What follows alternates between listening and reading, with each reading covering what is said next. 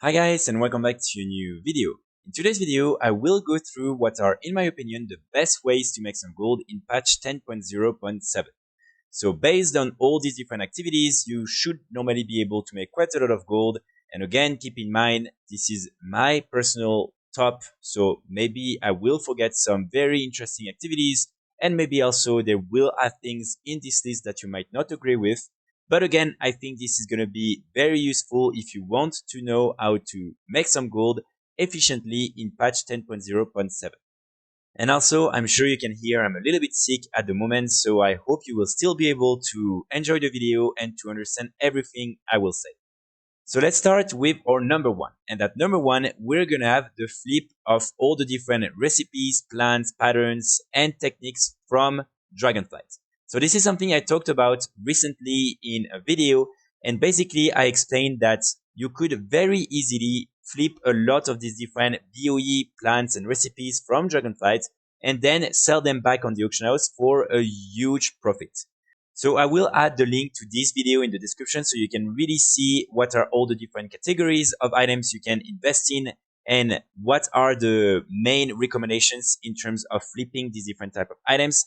But really you can make a lot of gold flipping all these different type of items. And this is worth it for all the different professions. As I explained in the other video, you have really different type of like recipes and plans. So for instance, you have a little bit more expensive ones. For instance, the Black Dragon Touch Hammer. This is the best example I have, as you can see here. Bought them on this realm on average for 48k gold, sold them back on average for 142,000 gold. So you can really make millions and millions just with this one. Then you have all the different illusions for enchanting, and you really have a lot of these different things.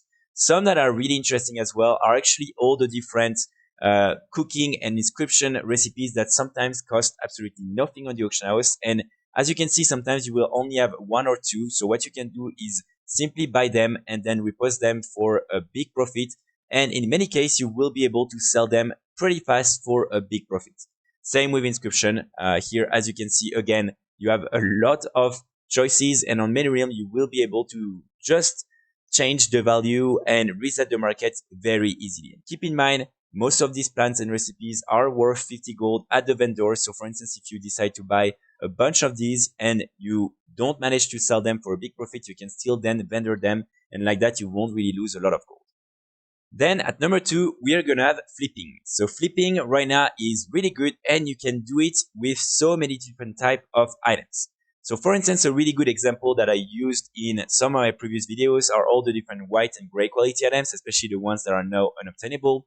For instance, here, as you can see, with some of these lovely dresses, I bought some of them for 50k gold, 40k gold, and then sold them back for 170, 160k gold. So you can really make pretty easily a lot of gold just by flipping these type of items.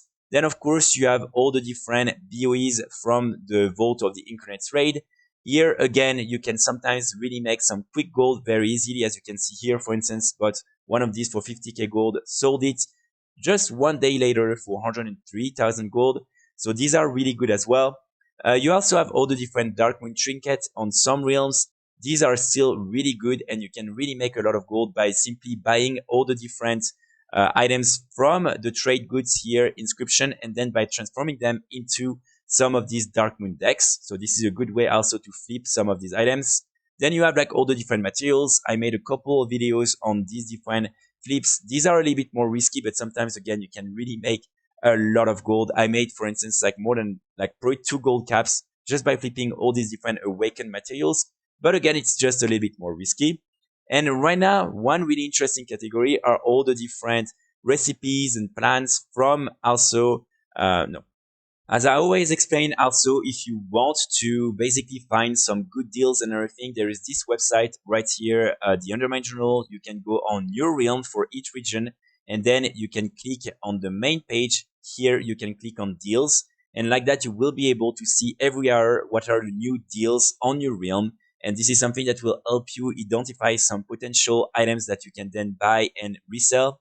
Then at number 3, we're gonna have the famous rare Rosor Forge Smash. So basically, this rare is the one that is dropping the plans for the Black Dragon Touch Hammer. And it can also drop the plan in order to then craft the pet Alvin the Anvil. So both of these plants are extremely valuable and you can sell them pretty easily on the auction house. One thing that is important to mention is the fact that you don't need to be on a blacksmithing character in order to drop these different plants. So you can do it on every character. And this is a daily farm. So you can do it once a day on all your different characters that have access to Dragonflight. So all you want to do for this one is to come here in the walking shore. You want to go in the obsidian throne. And here, normally all around this part, you will sometimes have this rare that will spawn. So you can either just camp and wait for the rare to spawn, or you can also go in the premade group search and try to find some groups that are farming the different rares, or that are farming this specific rare. And like that, you should be able to kill him and then have a chance at getting these different plants. Then after that, at number 4, we're going to have all the different boosting activities. Right now, as we are getting closer and closer to patch 10.1 and to the end of the season 1 of Dragonflight, a lot of people are going to start considering buying some boosts in order to get some of the different achievements and rewards that will disappear in patch 10.1. For instance, you have the Keystone Master achievement, the different PvP related achievements. You also have like a lot of other things. And so right now, I know that a lot of people are making a lot of gold. And as you can see, for instance, if you go on Draenor, the most populated realm on the European region, you have a lot of people just offering all these different type of boosts. So this is always something that I add to this list, even though I know this is very difficult to actually do all these different boosts. For many of them, you need to have some friends, you need to be organized, and it requires quite a lot of coordination in order to find some clients and everything. But this is still something that I think is worth mentioning and something that I think is one of, by far, of the best ways to make some gold at the moment. Then at number 5, we're going to have the same category, but this time it's going to be specific to all the different level boosting.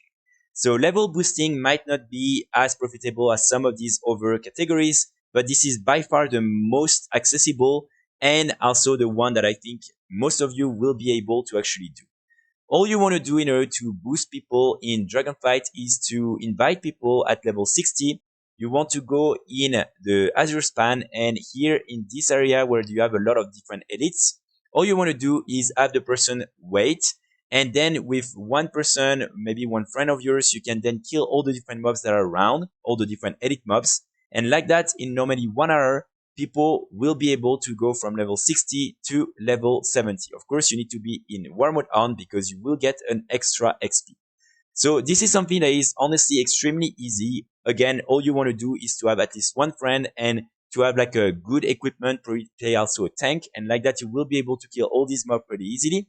Normally people on European wheels make you pay 150k gold for one boost from 60 to 70, and usually they have 2 or 3 people in the group that are getting boosted. So as you can imagine, it means that you can easily get around like 450 to 500k gold in 1 hour. And if you're doing it with 2 players, then you can divide it by 2. So it's 250k gold an hour. So definitely is something that I think is extremely profitable, especially because again, 1 hour is extremely easy. 150k gold is not too much. So a lot of people are deciding to use these different boosts, and this is something that you can do with a friend. So an interesting activity that I will add to this list.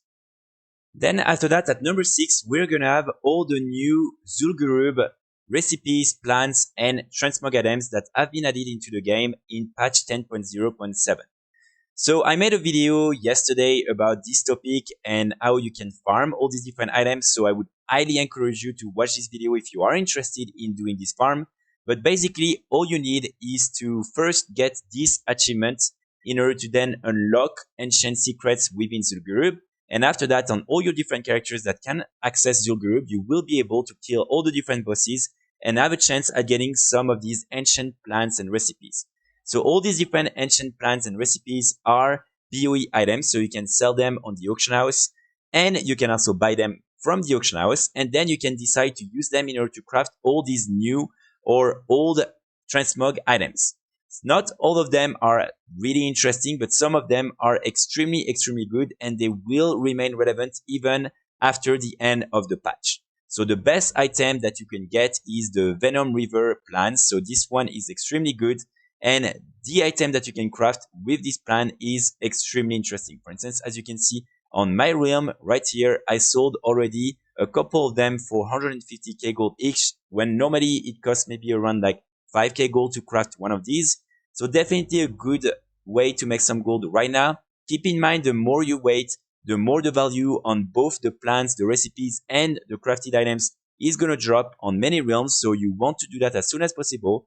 But right now you can really make a lot of gold, and you have a lot of these new items. So you can really normally try to find what suits you the best. And like that, you will be able to make again a lot of gold.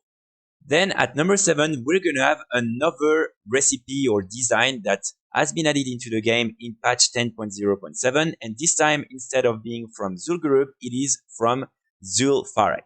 So this is the ancient design for the square holders. And as you can see, when you use it with a jewel crafter, you will be able to craft this really cool cosmetic item. And keep in mind, cosmetic items are extremely profitable because everyone can use them.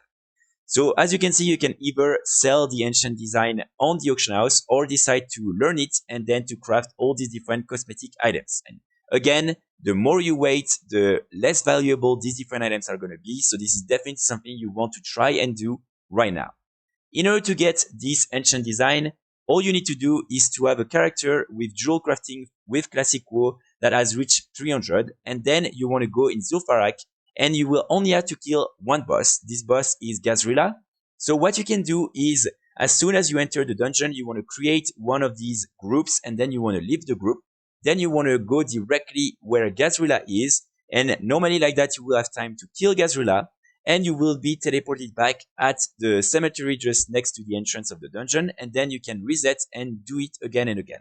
You can only do it 10 times every like half an hour or an hour. So really this is something you can do, like for instance, 15 minutes, you can then 10 runs and then do something else with another character and then come back, do 10 more runs, and at some point you will be able to get the design that you can then sell on the auction house or use in order to craft the different cosmetics.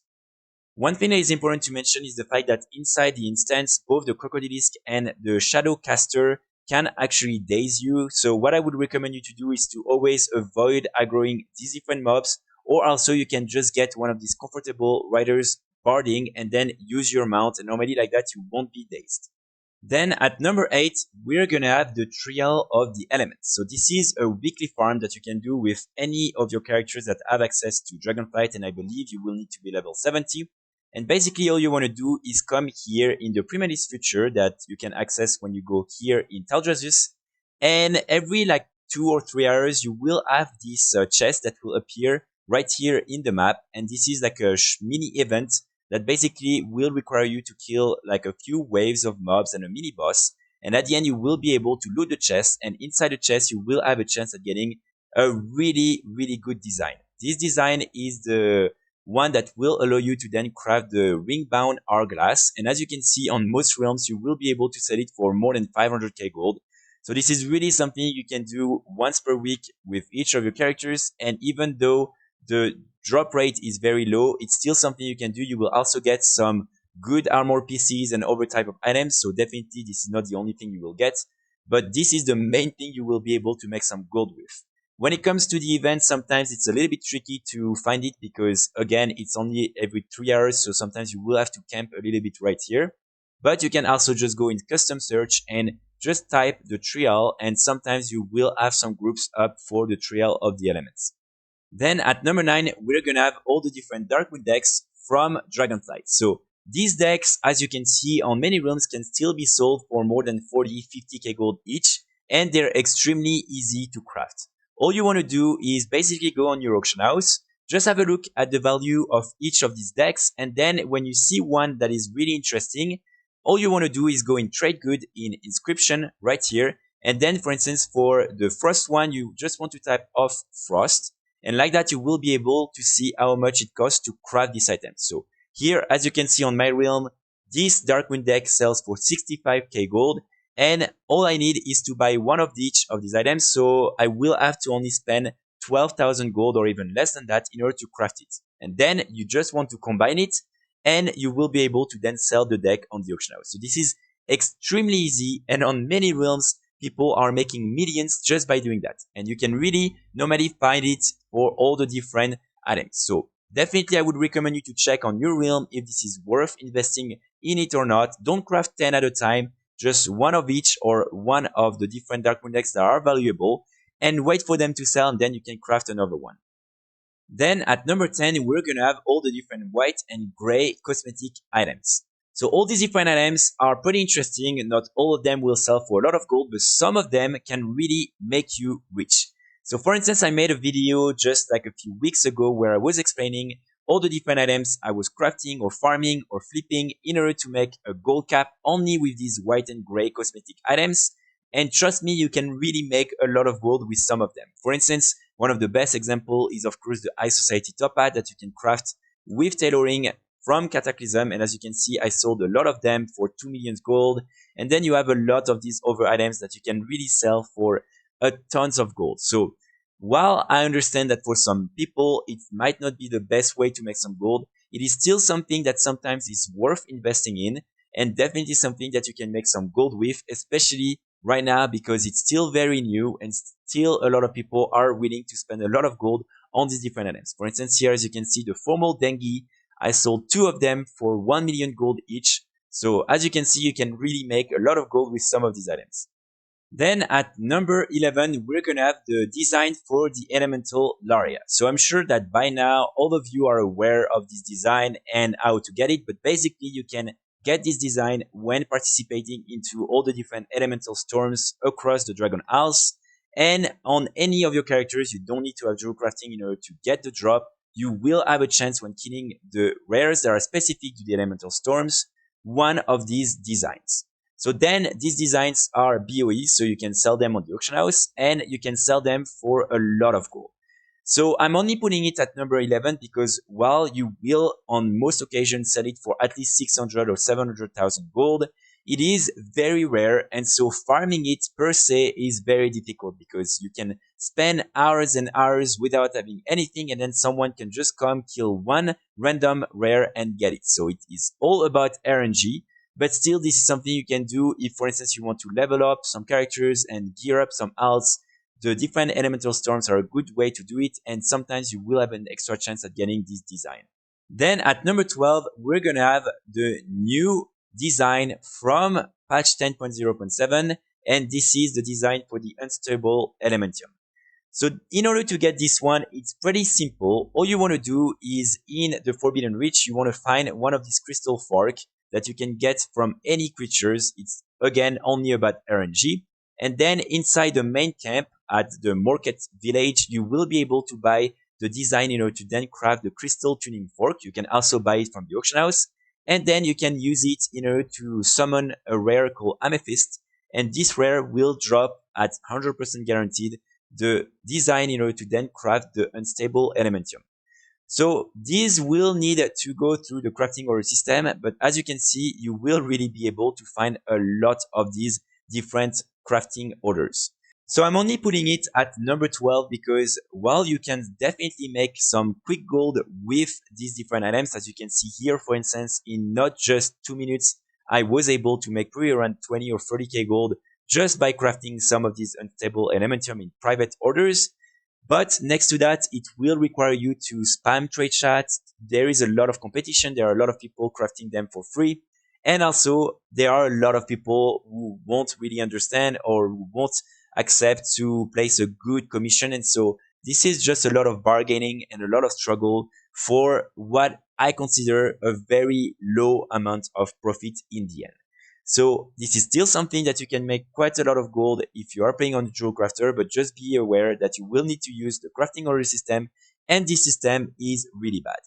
Then at number 13, we're gonna have all the different Artisan Curios from patch 10.0.7. So as I explained before, when you will be killing mobs around the Forbidden Reach on all your different characters, you will get some of these soulbound blue items. And basically, if you are playing on a character with the right profession, you will then be able to turn them into these BOE curios that you can then sell on the auction house.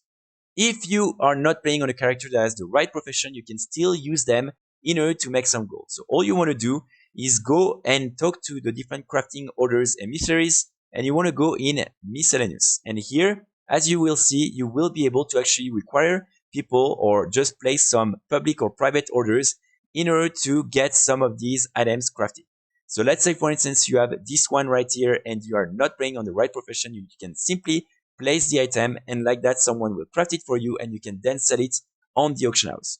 So this is a pretty good way to make some gold. And as you will get some of these items randomly, this is definitely something you can do in order to make a little bit of extra gold. And then at number 14, we're gonna have the crafting order system. So I'm only placing it at number 14 because while I know that some people are making a little bit of gold or sometimes quite a lot of gold with some of the different armor pieces you can craft through the crafting order system, I personally hate this system. Even though I've been able to make some gold with the elemental area, it was extremely annoying, extremely painful, and so definitely something I don't want to do in the future. So I know that again, for some people, it's a pretty good system. You have been able to make some gold, but I think for most of us, it has been a catastrophe, or maybe not a catastrophe, but a big failure. And this is definitely not something that is enjoyable. So again, I sure you can make some gold with it, but personally, I choose to not use it. And this is why I'm only putting it at number 14.